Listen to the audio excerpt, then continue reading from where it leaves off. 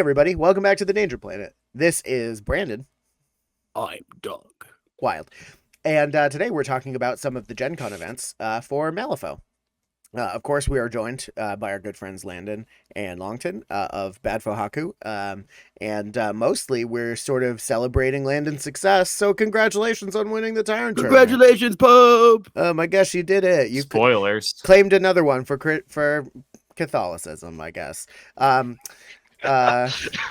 Maybe we don't say that.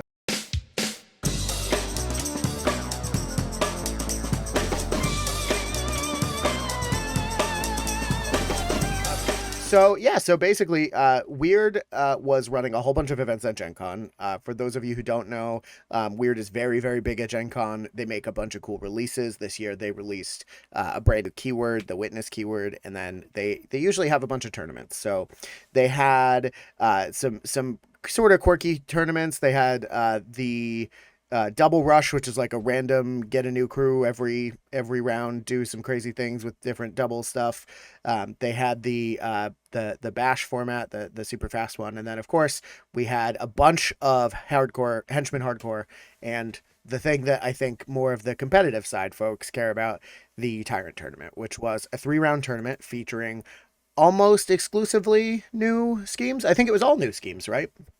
Just from Gaining Ground Season 3. In the description, it's just to clarify, it is Gaining Ground Season 3, 50 Soulstones, a singles event with a band format. I mean, how was your overall experience at GenCon, Landon, outside of the Tyrant tournament? Did you have a good time? Yeah, it was good. Although there wasn't much of it outside the Tyrant tournament. I had a nice lunch at Crackle Barrel on the way down there, and I had a nice lunch at their dinner at Steak and Shake on the way back. So that's about everything surrounding the Tyrant tournament. Specifically the Steak and Shake in downtown Indy? No, we actually decided to go to one that was on the way back because it was in downtown Indy and we were trying to get home that same day. Yeah, that makes sense. So you guys just went down for Saturday? Yeah, we were just we drove down Friday, spent the night at a friend's place, and then drove back up Saturday right after the tournament. Oh, very cool, very cool. Well, it looks like we did have 3 rounds. It wasn't 5 rounds, as I think I had said something on some channel. So the first round of the tournament was Cursed Objects, standard deployment, and we had Assassinate in Your Face, Load 'em Up, Secret Meeting, and Set the Trap. Yeah, so why don't you tell us what you played in round 1? Yeah, so in round 1, I was playing Yoko 2 against Nathan Linder's Euripides 1, and that was actually kind of cool because I played a lot of practice games and just like random Vassal World Series stuff with Nathan, but I've never actually played him in person since I think this is the first in-person events I've been at that he's been in. That's super awesome. Yeah, that was real cool to kind of get in there and just have a real game with him. Yeah. So is Nathan usually an Everborn player, or does he usually jam Euripides? I think he's played Neverborn for most of the edition. I know he's playing Explorers for a bit of it as well. But yeah, I've played him on. I haven't played him on Euripides yet because I just haven't played into Euripides period before this. So it's a bit of a new experience, but it ended up going pretty well for me. So walk us through round 1. How did that go? Yeah, so round 1, we were playing on this board with a bunch of slot machines and bonsai trees, and it was a really cool, nice looking board that had way too much crap on it. This round I took Assassinate and I took Secret Meetup, as with Euripides on this board, there was never going to be anywhere for him to hide his master. And with the lack of healing in his crew, I felt that defense 5, it wouldn't be that hard to knock him down to half, especially if I'm turning off the ability to use cover with Sadir. And it just seemed like a model that needed to go away if he ever was going to try and score like Load 'em Up, which was in the pool as well. I was a little scared of that, so I'm like, I got rid of the things that make Ice Pillars as quick as possible. Yeah, makes sense. And then Secret Meetup is just a home run. He's real hard to heal without like Bowman in the crew. Yeah, in retrospect, my opponent said that he probably should have taken Bowman after we played the game, and I think that was probably right. Yeah, I mean, she's really expensive, but like I feel awful every time I hire a Euripides crew without Bowman in it. It's so bad. Yeah, and so then the other one I took was Secret Meetup, which was the slam dunk on the map, just because there was so many like good choices that I figured a model would come to eventually. Yeah. So I picked his Gurion that had his dukes up, and then just kind of with Bill, you can use I've got your back. Just put a model where you need to for secret meetup, and so it's just Bill that model. You get the reveal point, and then it was not too far from my deployment zone, but obviously outside the minimum required. So the 2 scheme markers. Actually, I didn't get the end game point on it because we actually played only till round 4. And had the activation called in the middle of that, right after I had gone with Yoko 2. Or the activation wasn't called, it was just told that we couldn't go to a new turn. And I'm just like, man, I wish I had known that 30 seconds before, so I could have just taken my my gather intels with the draw out secrets trigger as opposed to not. Yeah. Rough. But it is what it is. Yeah. So between all of the different cover on the board and just the fact that he was playing Euripides, I decided to tech in Sadir to my Yoko crew, and that ended up being a really, really good idea. The big first mistake of the game, I'd say, or turning point for my opponent, was he ended up putting Euripides a little bit too far, and he hadn't measured out exactly what Sadir was going to be able to do as far as getting a blow it to hell marker out. So I was able to, I think, push Sadir, walk him up, get a blow it to hell marker near his master that had already activated, and then put a shot into him blasting off of one of his Gurion he had put next to it. And then Fuhatsu goes and then breaks an ice pillar to get line of sight to him that he had placed, and just puts a bunch of different bullets into him. I win initiative turn 2, pop him down to hard to kill, and he just doesn't have any way to heal him back. So Gotcha. somewhere in the middle of turn 2, he loses Euripides, and his crew kind of just starts to fall apart. Yep. With cursed objects. So I'm curious. You said you got this all out because you got Sadir in, but we are playing in a bans format, and I'm actually a little surprised he didn't ban Wastrel just to hit Huckster. So what did he end up banning? Well, it wasn't a very Huckster pool, but he ended up banning, I think, Monk. Interesting. Okay. And what did you end up banning? Technically, I guess monks have, some marker removal with Lotus Eater, but I think it was more just I don't know what Thunders take out of keyword. Let's just ban out, Low River monks, which are popular with some other Thunders players. Wild. Did you ban Woe? Yeah, I banned Woe pretty arbitrarily. Yep. I didn't really think that Euripides hired a lot out of keyword. Yeah. I really can't think of what he would reach for in Neverborn.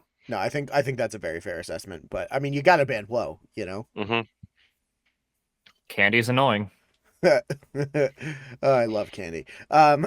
So round 1 went pretty well for you. So going into round 2, you had Guard the Stash on Wedge deployment, with Catch and Release, Hidden Martyrs, Leave Your Mark, Public Demonstration, and Vendetta. So who did you play, and what did you pick into round 2? So this was the round that I had to play into my buddy that I drove down with, and he was playing Mayfang 2. And I had a pretty good idea of what he was probably going to play. So I decided to declare Jan Lo 2, just because, firstly, I think he's very good into Arcanists in general. And secondly, I had a decent idea he was either going to be playing Mayfang or Hoff, because I think those were the 2 crews he brought. And I was perfectly comfortable playing Jan Lo 2 into either of those on Guard the Stash. Sure. Yeah. I ended up taking Hidden Martyrs on both my dogs, because that usually is something you want to do with Yanlo too. Your opponent has to kill your dogs, and if he doesn't kill your dogs, well, then you're just in a pretty good spot, and it's hard for them to deny your second point on it anyways. Sun's really good at making sure at least one of them doesn't die. Mm-hmm. Neither of my dogs ended up dying that game, but I still got the end game point on it. And then the second scheme I took that game was Leave Your Mark, because that's also just like a home run for Yanlo too. You just Weary Road, put your marker in the center, pick up their marker, draw a card. Like it's easy. Yeah, makes sense. So I took a less traditional Yanlo 2 list. I still, of course, had both the dogs, but I ended up going with the Chiaki Izamu package, which I don't usually like too much with it. But on Guard the Stash, I feel like Beckoning Call is just a very strong action, which comes up in the game quite hugely. And then Izamu sometimes just hits armor piercing, which he hit a lot this game, honestly, because I used my tomes for that as opposed to Hole in the World a lot. So Izama being able to one-shot Metal Gammon with a moderate came up pretty frequently, especially after I had killed Mei Fang in the middle of turn 2, turn 3. Because and towards the end of turn 2, Chiaki was able to hit a clutch beckoning call to bring Mei Fang into charge range of Izamu outside of any scrap markers. So 10 wounds, defense 5, shielded 1. Not the best defensive suite. Yep. I could see that. So you killed Mei Fang at the end of 2, or like mid 2? Mid 3 actually. Because end of 2 I put 3 attacks in with Izamu. Top of 3 I put 3 attacks in with Izamu. He's up at like 2 or 3 wounds at that point in time. So he runs Mei Fang 2 away after getting a turn, closer to Sparks, thinking he's going to heal him. So then I just activate with Manos. I like walk, leap, get a free attack, and then put another attack into it. Still don't kill it, but Manos is now there next to her with extended reach, such that he couldn't just charge in, heal Mei Fang, and he would have had to walk charge to get some healing in. But extended reach says no, that's a no buy. And then the turn after that, I finally put her down with a dog. With a clutch, like using the bonus to place on the other side of the forest to get in range for 2 shots. That was really cool. And from there, I actually scored full points on Guard the Stash just from being able to, just at that point in time, most of his threat was gone, so I just hung back with Yanlo. Would obey or hole in the world things off of the Guard Stash to try and keep my diff big, because in the 3-rounder with 28 people, you really got to make sure your diff is huge if you're going to actually podium.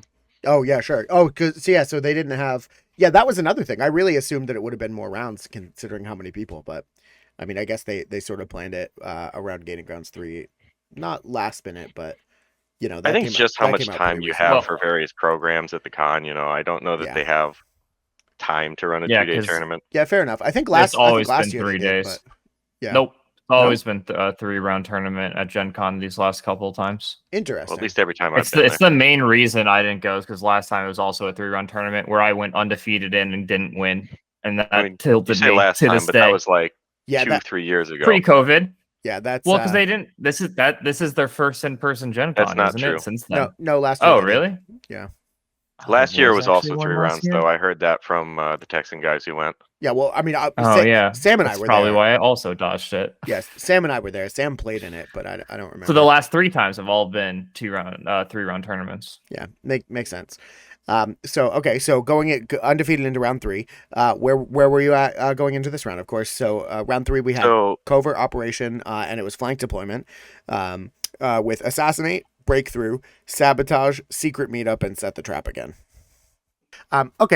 So Landon, do you want to tell us about how your round 3 went? I did pretty well. It was the only game I ended up scoring 8 points in the whole day. I played Yoko 2, my opponent played Dreamer 2, and I thought to myself going into it, this is going to be a great matchup for me. My keyword already has a crap ton of Ruthless models in it, and I debated for a minute whether or not I wanted to take a Charm Warder or not, but ended up against it because I figured Dreamer 2 is the new hotness. I was more likely to see that, and my prediction ended up being correct. But you weren't like, oh man, if I take a Charm Warder and he resummons Chompy Bits, I can just... No? I mean, I thought about that as well, but to be honest, if it was something like that, I figure I never want to kill Chompy if Dreamer is still alive in that crew. Yeah, for sure. So it wasn't something that was ever going to cross my radar as a situation that was going to be ideal or something that I would try to do. Yeah, to be fair, I think this reads much more as a Dreamer 2 pool than a Dreamer 1 pool. Yeah, for sure. So anyways, I ended up getting the right on that. Turn 1, I don't know that he had ever really played into Yoko 2 before, or if he did, he just kind of didn't respect the killing power that I had hired. So he ended up putting his models a bit too close to mine. But in flank, I mean, it's hard to avoid doing that, but I could have charged Hinamatsu without pushing her to get all my whole competence attacks in. I ended up pushing her anyways, just so I could get a better build turn in, but we were a breath away from each other. Yeah, I mean, you start on top of each other in flank. That's for sure. Yeah. So I had a really cute play as well. Turn 1, he had only lucid dreamed 4 times, and I noted that after he spent another lucid dream activation not, putting a card in. So I was able to use the trigger on Yoko 2 to actually force him to remove another card from the game and drop his hand, which had 2 severes in it at that point in time. So I had an even better alpha at the end of turn 1 because of that. I think at that point in time his high card was like an 11. That's rough. Yeah, I think as Dreamer 2, you really need to know what your opponent has that can exile cards, because if you get caught up even by like a single card every now and then, like it can ruin your game plan, like for sure. That's rough. So what did you choose for secondaries? Yeah, for secondaries, I had Breakthrough and Secret Meetup. I had thought about Assassinate, and it might have even been a good idea in the game that I played. But in all the games I could have played, I still think it was correct to avoid it. As in the game that I played, I ended up killing Dreamer at the top of round 2, just because he had buried it next to Hinamatsu, and Hinamatsu just took a crap ton of attacks into him. Yeah. And at Serene Continent's defense 4, you don't match up well versus stat 6 with positives Yeah. onslaught. Oh yeah, with built-in plus flip. Yeah, probably not. Jeez. Yeah. I mean, I feel like as a Neverborn player, you probably should have known Hinamatsu, but yeah, fair enough. But I think not choosing Assassinate against Dreamer 2 is the correct decision, because if he wanted to be conservative with Dreamer, he could just make sure that you could never get to him ever. Yeah. And so once Dreamer 2 is dead, his schemes of sabotage and set the trap were just not going to go well for him. I read set the trap pretty early because he had dropped some schemes around this central forest that kind of looked like he was trying to bluff sabotage. But I'm like, sabotage can't be scored on that piece, so I don't care. And if he was trying to score it for a secret meetup, it didn't really make very much sense because he didn't have any stuff to move my guys. And anything that he was going to try in secret meetup was going to die. Yeah. Um, Yeah, gotcha. so- Yeah, I definitely, I think there's a much higher chance for doing sort of weird bluffy scheme stuff in this pool than I think ever was allowed in GG2. Oh, for sure. Which I guess that sort of segues me very comfortably to sort of, I guess, the last thing that we wanted to talk about. Congratulations, by the way. Well done going 3-0. I think so. There were probably, given the number of players, because you had 28 players in total, it should have been pretty much everybody that podiumed was undefeated, I think. Yes, 7, that's true. 3.5. There might, depending on draws, there might have been like one. But yeah, grats to Doug, who came in third. Doug Bowman from Wyrd Place. He's like the main guy. He does all the things. And then Andre from the Texas Medic came in second. So good job to him. Congrats. We got to get Andre on the channel at some point. We so segueing into sort of the Gaining Grounds 3, right? Like, I guess, what were your overall impressions? How are we feeling about Gaining Grounds 3 now that we've sort of seen it out in the wild for a bit? Well, my initial impressions are I like it a lot. It's very much a positional oriented game. There's lots of people are going to tell you it's really heavy on murder, and they're not even necessarily wrong, but there's still some room for mobility to be good on something like Guard the Stash with the back markers, and on Covert Op for with sure. the ability to get those corner markers out earlier. Yeah. It's like if you can outmaneuver your opponent and get the corner markers and they can't, then they're really screwed. As people are going to tell you initially, I think that's a hard one to get 4 points on, but if you have the right crew, I think it's not that hard to get 4 points on Covert. So I mean, I guess what was your sort of thought and plan going into this new, tournament format, I guess, this weekend? Like, did you have a specific thing that you were looking to try? I mean, you obviously know the scheme pools ahead of time, but Yeah, so with the idea that it was a singles bans format, it was something where I decided I was probably never going to play with Lynch 2, just because I think the list I like to play with Lynch 2 really like their out of keyword hires. And Lynch 2 is also one of the ones that just plays double masters a bit better than everyone else, I think, just because he's allowed to take less of his keyword stuff and still have a really good list. sure. And so when it tends to be a bans format, I like to lean a bit more onto Yoko, just because her keyword already has a lot of the tech you might reach for out of keyword for matchups to begin with. Like, you get the Ruthless, you get the Anti-Demise. It's like, they can't ban it if you're playing it. Yep. And then she's also just a pretty solid support master as well. Same idea with Yan Lo, is that you just don't need anything out of keyword. He just wins. Yeah. That was really influencing my decisions as far as what I wanted to bring.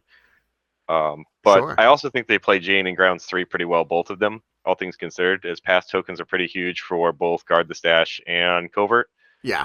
as is the ability to just yeet opponents out of position. Yeah, I really like the sort of the positional, like, movement-y shenanigans, right? So like we have lures and obeys and all kinds of things, just sort of, I think, gaining a bit of a new polish with the new edition. And I guess in probably a take that will get cut, we were talking about how it's killing is neat, but master killing, right? So you killed your opponent's masters in all 3 rounds of the tournament, right? So like, what's your how do you feel about that? Is that something that you used to do? Is that something that Yeah, so like in Getting Grounds 2, I think the way you got points was written out a lot more obviously. It's like go pick up the symbol, go do whatever, and you had like a list of criteria you had to do in order to play the game and score your points. I feel like Gaining Ground 3 isn't quite so cut and dry, at least not yet, anyways. Yeah. So you have a lot more room for expression as to how you're going to deny and how you're going to score. And one of the ways I decided to do that was just by taking out, my opponent's most important piece, scoring Assassinate, in a couple of those games, just because if you don't have anywhere where your AP needs to be funneled, you just get to make that decision yourself, and it's much easier to say, okay, I'm going to remove a master or something that wasn't a previous GG, I think. Yeah, and I think my favorite part so far with I've only played in one local tournament, but so far I think I really like the fact that a lot of the schemes sort of give you this air of being able to bluff, especially if the tournament organizer builds the pool right, where you could sort of bluff specific things and maybe go towards things with like the secret meetup and leave your mark, and I don't know, it feels sort of finessey to me, I guess, right? Yeah, honestly, that happens in both my round 1 and my round 3 games. My opponent just put down a marker, and I'm like, I wonder what that's for. And so he almost successfully baited me for the was it in your face, or was it it was for the end game set the trap in round 1. Yeah. I had tried to go get rid of his primordial magic that had just dropped a scheme marker near a fountain. Figured it might have been for the secret meetup. Ooh. Since it was only round 4. And I just wanted to go kill it. It also had a curse token on it, so I was trying to set myself up for my easy points for round 5. And I ended up being, thankfully for me, half of an inch outside of the ability for him to score the end game reveal point on Bill. Oh my gosh. That was not intentional on my part, so I was reasonably happy about that. Yeah, I will say with the finesse does come the ability to cock it up by like half an inch, which I'm sure is not great, but very, very cool. And I gotta shout out some props to scheming with your big ropey, and I'm definitely gonna have to cut that because that's awful. But yeah, definitely gonna shout out some props to scheming with your Euripides totem. I love significant totems; they're like my favorite thing. No, you just censor the word penis. Nah, and you make it like a quack, a duck quack. I think we have to bring back the duck quack censors. Oh, we haven't done it was that a in a defining while. characteristic of what we outlined in the business plan of this fucking like literal YouTube channel. Yeah, I mean, I feel incredibly strongly about the inclusion of them as censors. It's not, but I waterfall. I haven't intentionally not done it. I just forgot that was a thing we were doing. Quacks for censors for days. I think I blame Jesse, and his like being reasonable and not swearing all the time. God damn it. Yeah. Like editing all of those the faction focuses with just Jesse just being a very nice wholesome person. Dude. Yeah, I got soft. Now you got Haku and Landon, and they talk about ropey penises and fucking anime waifus and doing heroin off of the black tar heroin off of dead hookers. Yeah. These guys are fucking edgy. Yeah, well, I mean, that's more of a honeypot keyword, so I think that's more Landon. But so, Haku, what do you got? What do you think? I know hot takes on GG3. What are your things you're looking forward to? What are your favorite stuff? Yeah, I'm pretty excited. First of all, I just want to say I'm so proud of Landon to embrace the simple fact that kill them first, scheme later is the objectively correct thing to do. I'm very happy about the murder. You call it the kill them all philosophy, Haku? Yeah, I learned that from our M2E days with the Bills brothers back in the day. But yeah, no, it's GG3 is shaping up to be pretty interesting. I got in a decent amount of prep games, and most of them I played GenCon rounds, and I like where it's going. I think we're in a little bit of a weird position where we're still seeing a lot of the same masters, but I'm not sure if that's just like we haven't figured it out yet or not, but I'm interested to hopefully see some new masters and different styles of play, because if I just keep seeing like Yoko, Yan Lo, Euripides, I mean, I understand that they're some of the better masters, but it would be nice if like some of the more niche picks for specific strats actually show up as like top tier. Would be kind of cool. Yeah, I mean, I think it's likely that we'll see that. Plus, not to mention, we have like a bunch of new keywords coming out. So yeah, that's obviously going to shake up a lot of things. Oh, that reminds me, Landon. Do you know if anybody played Witness in the tournament?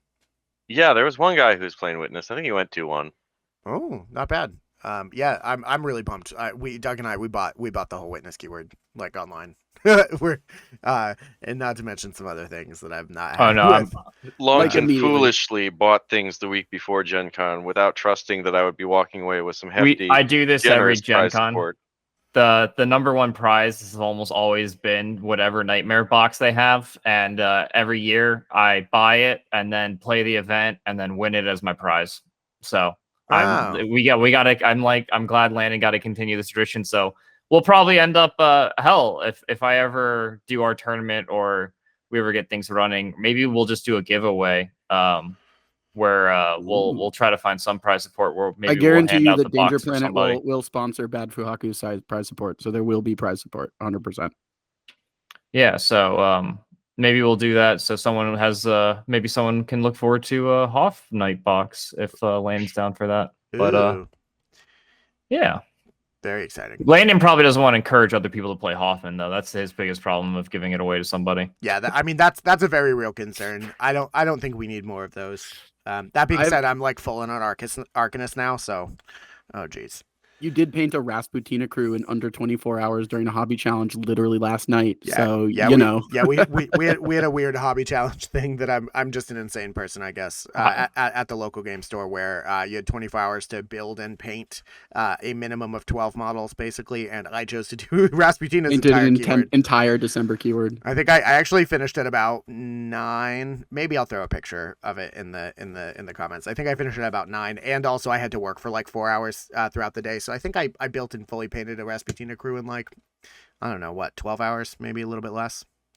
I'm not looking forward to knowing now that I think about it. I have to base my crews. I have everything like painted, but I don't base anything. Landon, if you mail me all of your Malifaux models, I will base them for you.